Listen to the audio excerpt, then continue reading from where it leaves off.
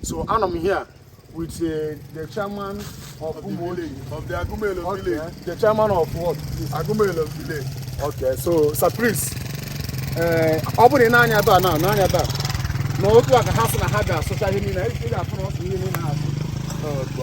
This morning, a house social media. The how go see people the land on the Kumaka. So, some people, can you tell us what happened, sir? Because my name is Peter Nze Peter Chukwemekudo. I am the chairman of Agumelo village Okoye. This site is the site that the woman is talking about. And if you look very well, you will find out that the work is ongoing in this land before the dispute came. And the dispute is between our brother, Umuoji Anambra, and Nnemeka Anyebu. This is the compound of Nnemeka. And is there. Then this is the land that we are talking about. Okay, this land. Yes. About now, pillars. Yes. The land. Wait, yes. wait. I want to know. Is it though all this from here to here? Come in, sit up, please. Yeah. So what's the land from here? From here. From here. Yes. To here. Yes. That is only the place. Yes. Okay. So the thing that came about level the woman now. So the woman like development levy. But when the woman not our brother Nnemeka already got this thing. Oh, why I was say all these things. But baby then. Okay. Then why I was say ever. Okay. We have foundation. Okay. The one was the foundation. Yes. If I have more before police were there, whatever lesson now all the woman or ever. So from police, Nnemeka, one year ODH now for several matter. So now this thing on a court for several matter. That woman go na claim muna intimidate here. One Nnemeka malicious damage na customary court ojojo. And these two cases is still going on in the court. Before I went for this thing called a trend in social media. So to afford Kitana,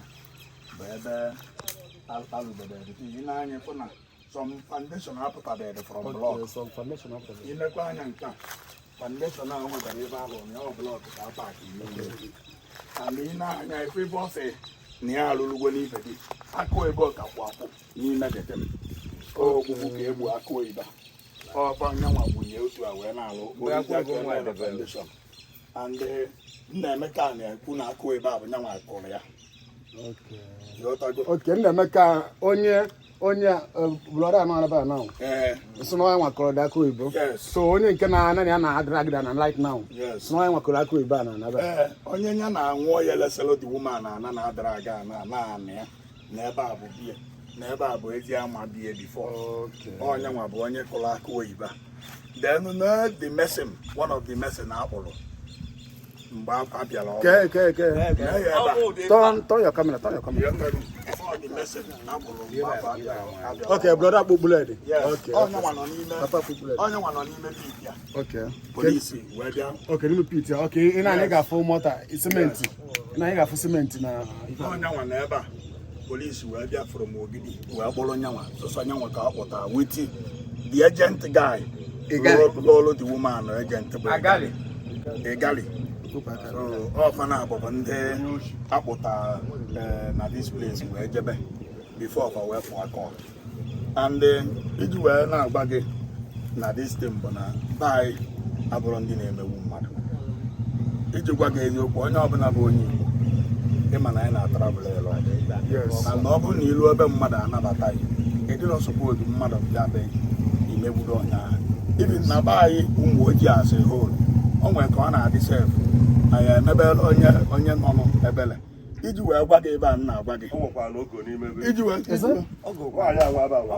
Okay, excuse. Okay, the mommy go on now. Okay, when I know go on Azabahu. Yes, okay, can't do Florida as on Canada.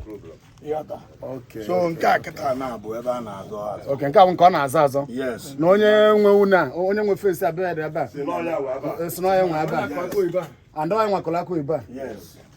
Okay. So ọnya bụ ife kpata dị. So mana eweniwe ka njọ because of ihe na ihe mfụ ife nnukwu na ihe mfụ ka nna ya ajụ. Biko ịma or level a ka unu adụ so o nwere any other thing even nyanwa level ya na abụ nwoye sa alụ ọlụ onye abụ injinia biko onye nwa bụ injinia ya akwago nwa bụ onye lesie dana Yes. Biko onwe ihe nchọ ejigo or level a ka dị sị ndụ so ọdụ n'enu ha ekutuwe elu na Ekelekwa m. Elebe nwa ya ga. Na nna m. Mụ na nwaanyị kwụsịrị nwaanyị setụrụ ya nwaanyị bịa bido ọrụ the one of Mr. Nnemeka ọ stop ọrụ from me stop ọrụ to land Umuoji from that land to police to court abịa ka mụ na Nnemeka nọ wee bịa ife arụ bụ na DPC level ka ọ jedebe okay DPC level etu ọ dị wee kwatuo ya ntu a DPC is not building up to DPC level nwere ebe o ji ekpochube the foundation ekerekwa m biko. Okay, so ụmụnne m ndị Igbo ọ na-anụgo na una don hear am say na this place from here now where this road starts from here DPC level to here.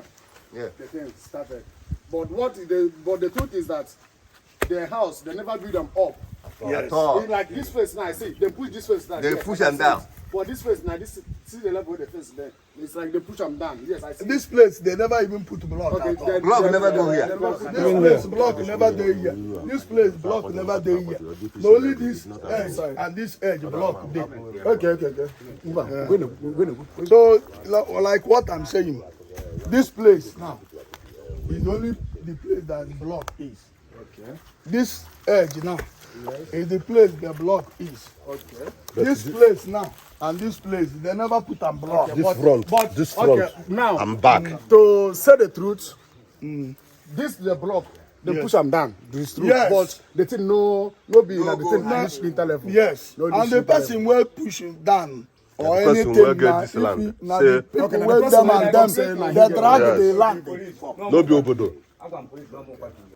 Ndebe anyị ekene m ụnụ ọrabịara ije nnọọ ala ọmụ abụ chief task force land committee obodo agụmelụma efu nke bụ eziokwu m na-agwa ọra na eze bụ na anyị nye nwaanyị risiti nke onye ọbụla dị awe nwaanyị na onwe ya dịkwa awe nwaanyị na-agọzikwa agụ na-enyere ya risiti nke a gbasara ya mana enye ya risiti dịka obodo si wee dị na obodo anyị bụ agụmelụma obodo anyị bụ Umuoji bụ na iburu onye mba ọsọ ebugoro onye uke onye agbata obi anyị ọsọ eburu onye ojuoto onye agbata obi Umuoji ibi Umuoji ịga ala wee gosi ya na setụrụsịa wee bịa ka idevelopu ya o nwere development levy a na-akwụ ndị obodo afọ de nwaanyị afụkwụ ya n'udo na aṅụrị anyị nye risiti ya ịghọtago ọ bụrụ nke a bụ izizi nwaanyị a gaa na dis vileji anyị ọnọfụ na ya kịta ogogo mbụ nke ogo mbụ enwere esomokwu o wee gozie afọ nke a na fesi okwu then achọrọ nke ajụọ nwaanyị afọ ana izizi ogo na vileji a o nwere esomokwu dị na ya n'aka onye ogoye ọ dị jeniu n'aka onye ogoye wee jezie go nke a na-adịrọ jeniu okwu wee pụta alụ ya na onye lesị ya na onye nwa na-enwe then onye okwu na-ese alụ ya na fa abụ ọbụkwa obodo ọ bụrụ vileji onye okwu na-ese alụ fa na nwaanyị bụ onye lesị nwaanyị ana na onye nwa na-enwe si n'ọnya nwa nwaana bụ ebe okwu na-ese na o nwere ife gbasara obodo bete nwaanyị bịazi kiri mụzie n'obodo bụ ife na-eme ya ife si na ya alụ tu dekin obodo kurie obodo a na-akụri tu dekin ma ọ lụ na ebe eze nwe ife gbasara nwaanyị n'obodo kedu ebe ọ lụ dat tu dekin a na-amazi ụwa na-amazi biko achọrọ nka ngwa ọra na eze na dis vileji ife ụba agụmelom na fa na alaiki ndị mbịambịa karịa refanwa bụ ndị obodo ịchọ eme nkwayarị ọfụma dịsi obodo anyị bụ Umuoji na alaiki ndị bịa abịa karịa anyị bụ ndị Umuoji ndị Ebonyi ndị Enugu ndị Imo steeti gaa na n'obodo anyị fụrụ ivi Yoruba ma ndị lụgasịrị ọrụ na ebe fa lụgasị ụlọ na-abụrụ ndị obodo a dị too much but the problem dị na nke anụnwa bụ na onye lesi nwaanyị ana na onye nwe ana bụ ebe problem dị. Onye nwe ana na fensị a na-adị na adragị kedu onye nwe fensị a efu na ere ọdụ dịgasị aba etu aka unu ajedebe etu afụ kavalu debe ya fa wee jebe okwu dị na ya fejego Umuoji Land Committee jee court jee police.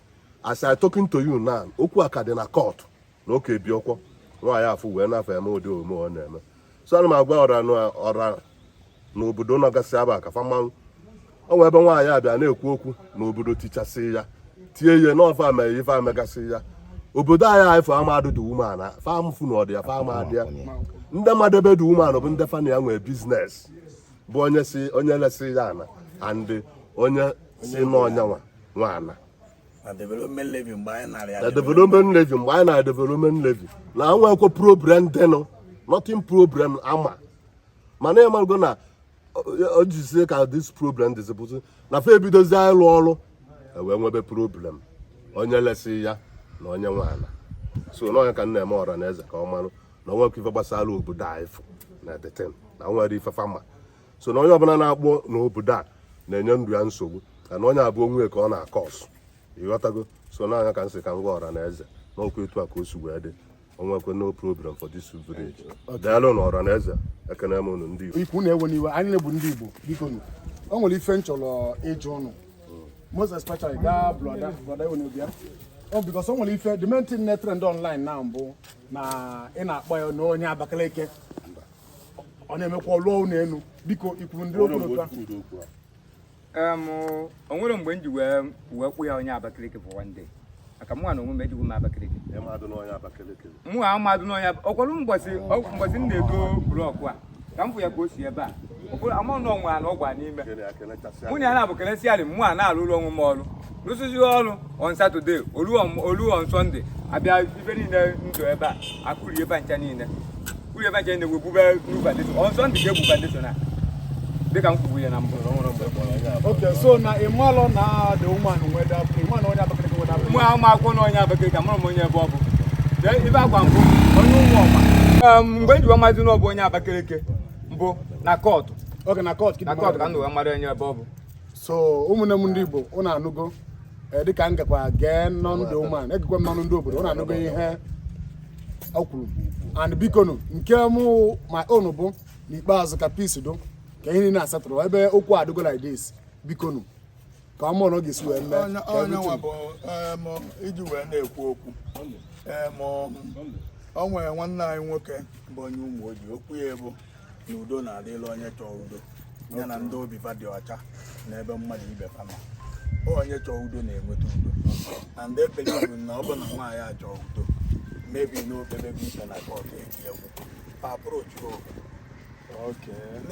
na ibe dị otu a mekwọ mana ịma na ọ nwere anya oge eji bịakwute anyị kịta bikọ na omebigo anyị mebie anyị iru mebie anyị azụ ịghọtago bikọs ọ bụ na ị bịara ebe a kịta na ị ga-eche na nnukwu ụlọ dị ebe a and ama m na gị nwa na onwe gị ga-adị sọpraịz efu ebe a mgbe ị bịa ịghọtago. So na onye chọọ udo nwee otu esi achọ udo the woman agaro na the way esi achọ udo because ọ nwere any of us say ya n'imekwa nke nwa ma ọ na-ebu nke nwa anyị ma everything ịghọtago. So yeah, ụmụnne m ndị Igbo, watch the next video. The video is very very long, so watch the next video mere head very long and I can post it once. Go to my YouTube channel, you can type Evangelist Ebube Joseph. You can follow the videos there. Thank you. I will post the next video.